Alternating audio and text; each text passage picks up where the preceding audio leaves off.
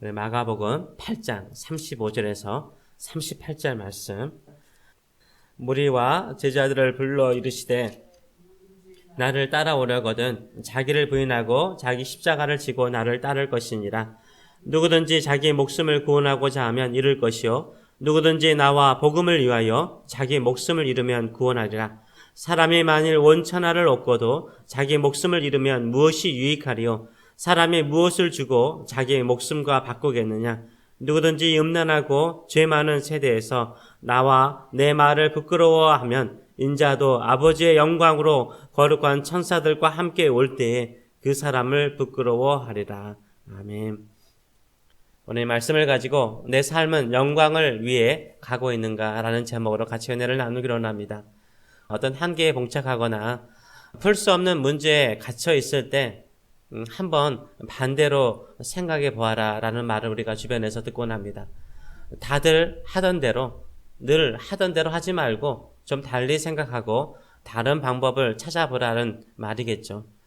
혹시 어려움 가운데 있습니까? 풀리지 않는 문제 가운데 갇혀 있습니까? 모든 사람들이 사는 방식대로요. 모든 사람들이 늘 하던 방향에서 벗어나서 반대로 해보시면 어떨까요?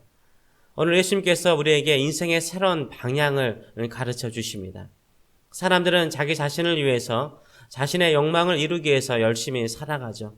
좀 더 잘 살기 위해서 자신의 필요를 위해서 열심히 몸부림치면서 살아갑니다. 우리 또한 모든 사람들이 그렇게 살아가니까 우리도 그냥 따라 살아갈 때가 많습니다. 이때 한번 반대로 살아보면 어떨까요? 사람들이 자신들이 하고 싶은 대로 살고자 할 때 우리는 내 욕망에 반대로 살아보면 어떨까요? 많은 사람들이 자기 자신을 위해서 살고자 할 때 우리는 예수님을 위해서, 복음을 위해서 살고자 하면 어떨까요? 오늘 예수님께서 그것을 말씀하고 계시는 거예요. 예수님의 진정한 제자가 되기를 원한다면 누구든지 나를 따라오려거든 자기를 부인하고 자기 십자가를 지고 나를 따를 것이니라 단호하게 도전하십니다. 35절에서는 좀 더 구체적으로 더 강하게 말씀하시죠. 누구든지 자기 목숨을 구원하고자 하면 잃을 것이요 누구든지 나와 복음을 위하여 자기 목숨을 잃으면 구원하리라. 사람이 만일 원천하를 얻고도 자기 목숨을 잃으면 무엇이 유익하리요? 라고 말씀하세요. 자기 생명을 위해서 사는 사람은 결국 어떻게 됩니까? 온 천하보다 귀한 자기 생명, 온 천하와 바꿀 수 없는 자기 생명을 잃게 된다라고 말씀하십니다. 근데 자기 생명을 주님을 위해서, 복음을 위해서 희생하면 어떻게 됩니까? 구원을 얻습니다. 영생을 얻습니다. 아멘. 이것이 예수님께서 제자들을 빌립보 가이사라 수련회로 데려오셔서 가르치시고 도전하신 말씀이세요. 제자들이 한평생 어떤 방향으로 가고 어떤 인생을 살아야 하는지를 먼 미래를 보고 살도록 가르쳐 주셨어요. 모든 사람들이 그렇게 산다고, 모든 사람들이 그런 생각을 가지고 산다고 따라 살지 말라는 거예요. 너희는 반대로 살라라고 말씀하세요. 우리는 세상 사람들이 자신의 욕망이나 꿈을 이루기에 산다라고 따라가면 안 돼요. 그러면 같이 망하는 것입니다.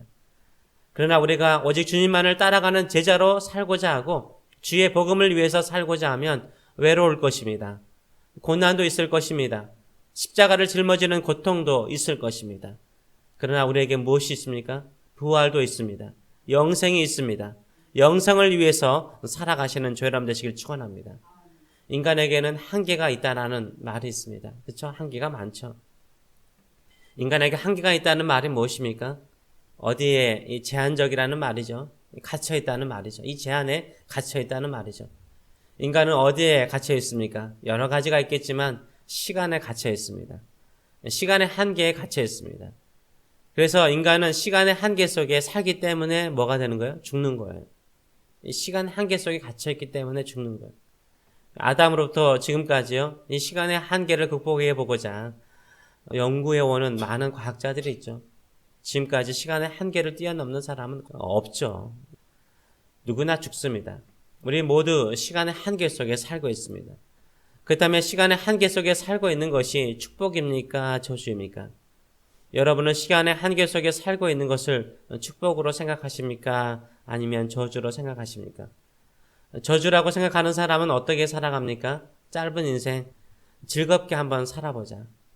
내가 하고 싶은 대로 마음껏 다 해보고 죽자. 이렇게 살아갑니다. 결국 시간의 한계를 저주로 생각하는 사람은 자기 자신을 위해서 자신에게 주어진 시간을 다 써버리죠. 그러나 시간의 한계를 축복이라고 생각하고 또한 축복으로 만들고자 하는 사람은 어떻게 살아갑니까? 주어진 시간이 짧기 때문에 좀 더 의미 있고 가치 있게 살기를 원하죠. 좀 더 의미 있고 가치 있는 인생은 어떤 인생입니까? 자기 자신을 위해서 사는 인생이 아니에요. 그것은 다 쓸모없는 거거든요. 자신의 욕망을 위해서 사는 인생 다 헛된 것입니다. 그러나 나를 구원하신 예수님을 위해서 예수님께서 십자가에 달려 죽으면서까지 사랑하신 다른 사람들을 위해서 살고자 하면 그 인생은 축복의 인생이 되는 거죠. 시간의 한계를 저주로 여기고 자기 자신을 위해서 사는 사람은 결국 저주의 인생이 됩니다. 시간의 한계를 축복으로 여기고 좀 더 의미 있게 영원한 것을 위해 살도록 제한이 주어졌다라고 생각하고 살아가는 사람에게는 축복의 인생이 되는 거예요. 영생의 인생이 되는 줄 믿습니다. 예수님을 따르는 사람은 먼저 자기를 부인하라라고 주님께서 말씀하셨어요. 예수님께서는 다시 말씀하시기를 자기 목숨을 구원하고자 하는 자는 잃을 것이라 라고 말씀하셨어요. 자기 목숨을 위해서 살고자 하는 사람은 자기를 부인하는 사람이 아니죠. 자기를 부인하는 사람은 자기 생명을 버리고자 하는 사람이에요. 누구를 위해서요? 주님을 위해서, 복음을 위해서 버리고자, 희생하고자 하는 사람이에요. 이 사람이 자기를 부인하는 사람이죠. 자기 부인은 그냥 자기 욕망만을 절제하는 것을 말하지 않아요. 이것은 불교가 말하는 거잖아요. 불교는 자기 욕망을 절제하고 초월하는 자기 부인을 말합니다. 그러나 성경은요, 자기 부인은 자기 자신을 죽이는 거예요. 더 중요한 것은 누구를 위해서 자기 자신을 희생하느냐예요. 바로 예수님을 위해서, 복음을 위해서 자기 생명을 희생하는 것이 진정한 자기 부인이라고 말씀하고 있어요. 자기 부인의 목적이 무엇입니까? 그저 어떤 문제에서 평정이나 평안을 얻고자 하는 정도가 아니라는 거예요. 예수님을 위해서, 복음을 위해서 자기 목숨을 희생하고자 하는 적극적인 자가 자기 부인을 하는 거죠. 자기 부인은 예수님을 위해서, 복음을 위해서 천하보다 귀한 자신의 생명을 희생하는 사람은 결국 생명을 잃는 것이 아니라 얻는다라고 말씀하세요. 어떤 생명을 얻습니까? 시간의 한계에 갇혀있는 생명이 아니죠. 시간의 한계를 뛰어넘는 생명, 영생, 영원한 생명을 얻습니다. 아멘. 이런 영원한 생명은 어느 인간도 줄 수가 없는 거예요. 오직 하나님 아버지만이 우리에게 주시는 영원한 생명인 줄 믿습니다. 이 땅에 살면서 가장 복된 축복은 무엇입니까? 그것은 영생을 얻는 것입니다. 이것은 예수님을 믿고 예수님을 위해서 내 생명을 바치는 거죠. 세속적인 사람들에게는 자기 하고 싶은 대로 다 해보는 것이 축복이라고 생각하는 사람들에게는 이런 삶의 모습이 어리석은 사람처럼 보이고요, 부끄러운 것처럼 보일 수 있습니다. 그러나 이 땅에 살면서 가장 가치 있고 복된 인생인 거예요. 왜냐하면 천하보다 더 귀한 생명, 영생을 얻게 되었기 때문인 거죠. 그래서 예수님 때문에, 복음 때문에 십자가를 지는 것을 부끄럽게 생각하지 마시기 바랍니다. 그것을 영광으로 여기세요. 주를 위해 사는 것을 영광으로 여기세요. 복음을 위해 사는 것을 영광으로 여기세요. 주의 몸된 교회를 위해서 헌신하는 것을 영광으로 여기세요. 내가 주님을 위해서, 복음을 위해서 내가 짊어지는 내 십자가가 있잖아요. 그 십자가가 있다는 것을 축복으로 여기세요. 영광인 거예요. 엄청난 큰 영광입니다. 예수님은 자기 자신을 위해서, 자기 자신의 욕망을 위해서 사는 세대를요, 음란하고 죄 많은 세대라라고 말씀하셨어요. 그러면서 나의 인생의 가장 아름다운 결말을 하나님의 영광에 참여하는 자가 되라라고 말씀하셨어요. 38절의 말씀을 보게 되면 누구든지 이 음란하고 죄 많은 세대에서 나와 내 말을 부끄러워하면 인자도 아버지의 영광으로 거룩한 천사들과 함께 올 때에 그 사람을 부끄러워하리라 라고 말씀하세요. 예수님께서 이 땅에 다시 오시죠. 그저 조용히 오지 않으십니다. 아버지의 영광, 하나님 아버지, 하늘의 영광으로 거룩한 천사들과 함께 오십니다. 그때 예수님을 부끄럽게 여기고 주의 복음을 부끄럽게 여기고 주의 말씀을 부끄럽게 여겼던 사람들은 예수님께서 그 영광스러운 자리에서요, 그 영광스러운 자리에서 부끄럽게 여기신다라고 말씀하세요. 지금 우리는 어떻게 살아가고 있습니까? 이 세대 사람들이 사는 방향대로 똑같이 살아가고 있다면 부끄러운 겁니다. 나에게 주어진 짧은 인생 속에서 내 욕망과 나의 야망을 위해 산다면 그거 허무한 것입니다. 없어지는 거예요. 한번 사는 인생, 주님을 자랑스럽게 여기고 예수님을 자랑하고 주의 복음을 위해 산다면 가장 자랑스러운 인생이요, 가장 영광스러운 인생인 줄 믿습니다. 예수님께서 친히 다시 오시는 그 영광스러운 그날에 우리를 가장 영광스럽게 여기시고 우리를 높여주실 줄 믿습니다. 그렇기 때문에 복음을 위해서 살아가시는 저 여러분 되시길 축원합니다. 이것을 가장 먼저 깨달았던 사람 중에 한 사람이 바로 사도 바울이죠. 사도 바울은 한평생 예수님만을 자랑하고 예수님을 증거하면서 살아왔습니다. 그래서 수많은 고난과 어려움을 겪었죠. 그럼에도 불구하고 사도 바울은 예수님을 끝까지 증거하다가 순교하였습니다. 왜요? 그것이 영광이기 때문인 거예요. 그것이 자랑이기 때문인 거예요. 그것이 바로 영원한 생명을 얻는 길이기 때문인 것입니다. 그래서 사도 바울은 로마서 8장 18절에서 이렇게 말했습니다.